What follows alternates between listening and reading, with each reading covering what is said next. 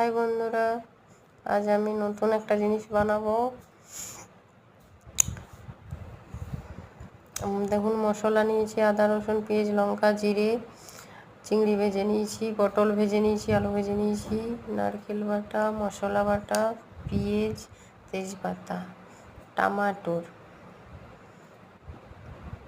তেল গরম করে নিয়েছি, পাঁচফোড়ন দিলাম, তেজপাতা দিয়েছি, পেঁয়াজ দিয়ে দিয়েছি। পেঁয়াজটা একটু লাল হয়ে গেলে মশলা দিয়ে দেবো, মশলা নুন হলুদ দিয়ে দেবো।